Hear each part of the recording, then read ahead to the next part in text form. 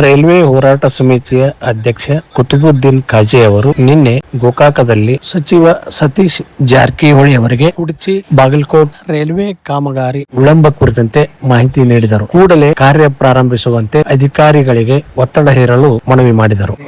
ಇತಿಹಾಸ ನಿರ್ಮಾಣ ಮಾಡಿದ್ರಿ ಎಲ್ಲ ನಮ್ಮ ಜಿಲ್ಲೆ ಜನ ಈಗ ನಮಗೆ ಒಂದು 5 ನಿಮಿಷ ತಮಗೆ ಮುಂಚಿತವಾಗಿ ಅಂದ್ರೆ ಈಗ ಬರೋಕ್ಕಿಂತ ಮುಂಚಿತವಾಗಿ 2 ಸಲ ನಾನೇ ಬಂದು ಬೇಕಾಗೀನಿ ಎಲ್ಲ ಹೇಳೀನಿ. ಕುರ್ಚಿ ಬಾಗಲಕೋಟೆ ರೈಲ್ವೆ ಮಾರ್ಗಕ್ಕೆ ಇತಿಹಾಸ ಬೆಳೆದೈತಿ. ಬ್ರಿಟಿಷರ ಕಾಲದಲ್ಲಿ ಬೇಕಾಗಿತ್ತು. 2010 ರೈಲ್ವೆ ಮುಂಗಡ ಪಟ್ಟಣದಲ್ಲಿ ಅಂದ್ರೆ UPA ಸರ್ಕಾರ ಇತ್ತು ಕೇಂದ್ರದೊಳಗೆ 142 ಕಿಲೋಮೀಟರ್ 814 ಕೋಟಿದಾಗ ಅದು ಅನುಷ್ಠಾನಕ್ಕೆ ಬಂತು. 2017 ಮುಗಿಬೇಕಾಗಿತ್ತು. ದುರಂತ ಈವರೆಗೂ ಮುಗಿದಿಲ್ಲ. 814 ಕೋಟಿ ಹೋಗಿ ಈಗ 5,000 ಕೋಟಿ ರೂಪಾಯಿ ಅದರದ್ದು ವೆಚ್ಚ ಹೆಚ್ಚಾಗೈತಿ. ಅದಕ್ಕೂ ಆ ನಿಟ್ಟಿನೊಳಗೆ ನಾವು ಸಾಕಷ್ಟು ಸರ ಇದು ಎಲ್ಲರಿಗೆ ಮನವರಿಕೆ ಮಾಡಿದ್ವಿ. ಚೀಫ್ ಮಿನಿಸ್ಟರ್ ಸಿದ್ದರಾಮಯ್ಯ ಹೇಳಿದೀವಿ, ಹೇಳಿ ಭೂಮಿ ಕೊಡಲಿಲ್ಲ ಅಂದಾಗ ಭೂಮಿ ಕೊಡಿಸಿದೀವಿ. ಆದರೆ ಈ ಕಾಮಗಾರಿ ಪ್ರಗತಿ ಇಲ್ಲ ಇಲ್ಲ ಅಂದ್ರೆ ಬಾಗಲಕೋಟೆಯಿಂದ ಲೋಕಾಪುರವರೆಗೂ ಪೂರಾ ಕಾಮಗಾರಿ ಮುಗಿದೈತಿ 41 ಕಿಲೋಮೀಟರ್.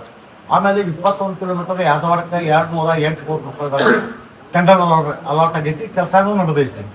ಆಮೇಲೆ ಯಾದವಾಡದಿಂದ ಜಮಖಂಡಿ ರೋಡ್ 28 ಕಿಲೋಮೀಟರ್ 412 ಕೋಟಿ ರೂಪಾಯಿ ಅದು ಟೆಂಡರ್ ಆಗೈತಿ. ಅಲ್ಲಿನ ಕೆಲಸ ನಡೆದೈತಿ. ದುರಂತ ಏನಪ್ಪಾ ಅಂದ್ರೆ ರಸ್ತೆ ಬನಹಟ್ಟಿ ಕೇದಾಳ ಹರಗಿರಿ ಕುರ್ಚಿ ಭಾಗದೊಳಗೆ ತಮಗೂ ಬರ್ತೈತಿ. ಚಿಕ್ಕೋಡಿ ಅಸಿಸ್ಟೆಂಟ್ ಕಮಿಷನರ್ ಭೂ ಸ್ವಾಧೀನ ಅಧಿಕಾರಿಗಳು ಅದಾರ. ನಾವು ಅವ್ರಿಗೆ ಸಂಪರ್ಕ ಮಾಡಿದ್ದೀವಿ.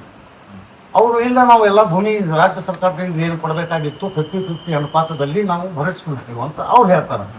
ರೈಲ್ವೆದಾರಿಗೆ ನಾವು ಹೋಗಿ ಕೇಳಿದರೆ ಇಲ್ಲಪ್ಪ ಭೂಮಿ ಇನ್ನೂ ಕೊಟ್ಟೇ ಇಲ್ಲ, ಅವರು ಇನ್ನೂ ಅದು ಲಿಟಿಗೇಷನ್ದಾಗ ಐತಿ, ಅದನ್ನು ರಾಜ್ಯ ಸರ್ಕಾರದಿಂದ ನೀವು ಕ್ಲಿಯರ್ ಮಾಡಿ ಕೊಡ್ರಿ, ನಾವು ಏನೈತಿ ಕೆಲಸ ಪ್ರಾರಂಭ ಮಾಡ್ತೀವಿ ಅನ್ನುವ ಒಂದು ವಿಚಾರ ಹೇಳ್ಯಾರ ಅವರು.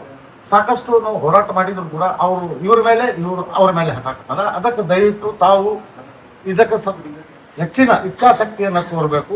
ಅಸಿಸ್ಟೆಂಟ್ ಕಮಿಷನರ್ ಚಿಕ್ಕೋಡಿ ಅವರನ್ನು ಸಂಪರ್ಕ ಮಾಡಿ ಭೂಮಿ ಕೊಟ್ಟಿಲ್ಲ ಅಂದ್ರೆ ರೈಲ್ವೆ ಅಧಿಕಾರಿಗಳಿಗೆ ಸಭೆ ಕರೆದು ಭೂಮಿ ಅವ್ರಿಗೆ ಎಲ್ಲೆಲ್ಲೇ ತೊಂದರೆ ಐತಿ ಆ ತೊಂದರೆ ನಿವಾರಿಸುವ ಕೆಲಸ ನಮ್ಮದು ರಾಜ್ಯ ಸರ್ಕಾರದ್ದು, ಕೇಂದ್ರ ಸರ್ಕಾರದ್ದು ಕೆಲಸ ಮಾಡೋದು. ಅದಕ್ಕೆ ದಯವಿಟ್ಟು ತಾವು ಏನೈತಿ ಎರಡೂ ಅಧಿಕಾರಿಗಳ ಕಡೆ ಕೇಂದ್ರ ಅಮ್ಮವರು ಅದಾರ. ಇದು ನಮ್ದು ಕುರ್ಚಿ ಬಾಗಲಕೋಟೆ ನಮ್ಮ ಜಿಲ್ಲಾದ್ರೆ ಲ್ಯಾಂಡ್ ಹ್ಯಾಂಡ್ ಓವರ್ ಏನು ಪೊಸಿಷನ್ ಪೇಮೆಂಟ್ ರೀ ಕೆಲಸ ಶುರು ಮಾಡಕ್ಕೆ ಅದೇನು ಸಮಸ್ಯೆ ಬರಲ್ಲ, ಅಡ್ಡ ಬರೋಲ್ಲ. ಅದಕ್ಕೆ ಅವ್ರು ಎಲ್ಲ ನಮ್ಗೆ ಇನ್ನೂ ಏನು ಹ್ಯಾಂಡ್ ಓವರ್ ಮಾಡಿಲ್ಲ, ನಮ್ಗೇನು ಐಡಿಯಾ ಇಲ್ಲ ಅಂತ ಏನೋ ಹೇಳ್ತಾರೆ, ನಮ್ಗೆ ಹಾಕ್ತಾರಂತ ಸ್ಟೇಟ್ಮೆಂಟ್ ರೈಲ್ವೆದವ್ರಿ ಪೇಪರ್ಸ್ ಅವ್ರ ಪ್ಲೇನ್ ರೀ ಅಲ್ಲ ಹ್ಯಾಂಡ್ ಓವರ್ ಮಾಡಿದ್ರೆ ಇದು ಕಂಪ್ಲೇಂಟ್ ಕೊಡ್ತದ್ರಿ. ಬಾಕ್ಸ್ ಇದ್ರೆ ಕಳಿಸ್ಕೊಡ್ತಾರೆ ಅರ್ಜೆಂಟ್ ಹೋದ್ರೆ ಇಲ್ಲ ಸೋಮವಾರ ಕಳಿಸ್ರಿ.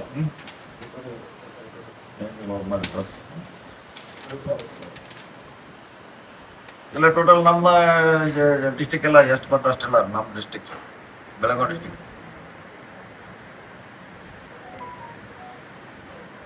ಬೈಲಂಗಲಿ ಅವ್ರದ್ದು ಯಾವ್ದ್ರೆ ಯಾವ್ದು AC ಮಾಡ್ತಾರ ಇಲ್ಲ ಅಲ್ಲಿದೆಲ್ಲ ಕ್ಲಿಯರ್ ಐತ್ರಿ, ಅಲ್ಲಿ ಬರ್ಕೊಂಡು ಅಲ್ಲಿದೇನು ಸಮಸ್ಯೆ ಇಲ್ಲ. ಒಟ್ಲಿ ಈಗ ನಿಮ್ಮ ಇದು ಕುಡ್ಚಿದ್ದಾರಲ್ಲ ಅಷ್ಟು ಕೊಡ್ರಿ.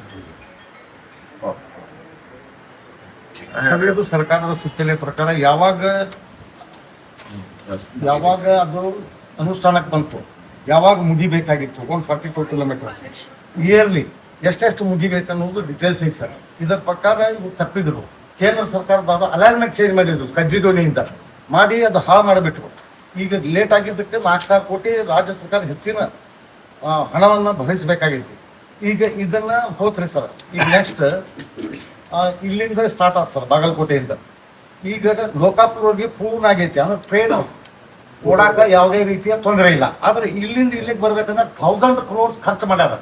1000 crores ಖರ್ಚು ಮಾಡಿದ್ರೆ 6 ರೈಲ್ವೆ ವಿಮಾನಗಳದಾವ. ಅಲ್ಲಿ ಪ್ಯಾಸೆಂಜರ್ ರೈಲ್ವೆ ಸೇವೆ ಇಲ್ಲ. ಅದನ್ನು ಪ್ರಾರಂಭ ಮಾಡಿದಂಥ ಕೇಂದ್ರ ಸರ್ಕಾರ ಜೊತೆ ನಮ್ಮದು ಜಗಳ ನಡೆದೈತಿ, ಹೋರಾಟ ನಡೆದೈತಿ. ಆದರೆ ಈ ಭಾಗದೊಳಗೆ ಈ ರೈಲ್ ಪ್ರಾರಂಭಿಸಿದೆ ಹೋರಾಟಕ್ಕೆ ಹಿಂದೆ ಇದು ಮಾಡೋದು, ಹಿನ್ನಡೆ ಮಾಡೋದು, ಹೋರಾಟ ಮಾಡ್ಲಾರ್ದಾಗ ಕೊಡಕತ್ತಾರೆ. ಇಲ್ಲಿಂದ ಇಲ್ಲಿ ಜಮಖಂಡಿ ರೋಡ್ ಮಟ್ಟ ಕೆಲಸ ಟೆಂಡರ್ ಆಗಿ ಕೆಲಸ ನಡೆದೈತೆ ಸರ್. ಇಲ್ಲಿಂದ ಹಿಡಿದು ಇಲ್ಲಿ ಮಟ್ಟ ಅಂದ್ರೆ ಬೆಳಗಾವಿ ಡಿಸ್ಟಿಕ್ ವ್ಯಾಪ್ತಿಗೆ ಬರ್ತೈತಿ. ಇದು ಲ್ಯಾಂಡ್ ಕ್ಲಿಯರ್ ಆಗೈತೆ ಅಂತ ತಮ್ದು ಏನು ಹೇಳಿದ್ರಲ್ಲ ಅದೇ ನನಗೂ ಹೇಳ್ಯಾರ ಅವರು.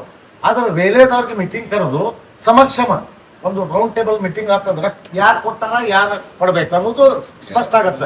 ಆಮೇಲೆ ಸೋಮವಾರ ಸರ್ ಪೇಪರ್ ಆಮೇಲೆ ಸರ್ ಅತಿ ಶೀಘ್ರದಲ್ಲಿ ಈಗ 16 ವರ್ಷ ಆಯ್ತು ಸ್ಯಾಂಕ್ಷನ್ ಆಗಿ ಕುರ್ಚಿಯಿಂದ ಕಾಮಗಾರಿ ಪ್ರಾರಂಭಕ್ಕೆ ಅಡಿಗರ ಸಮಾರಂಭ ಹಾಕ್ಬಿಡ್ರಿ ಅಂತ ಎಲ್ಲ ಕ್ಲಿಯರ್ ಐತಿ. 15 ಈಗ next ಲೇಟ್ ಆಗತ್ತೆ ಸರ್, ಇನ್ನೊಂದ್ ಕಡೆಯಿಂದ ಮಾಡ್ರಿ. ಸೋಮವಾರ ಕುರ್ಚಿ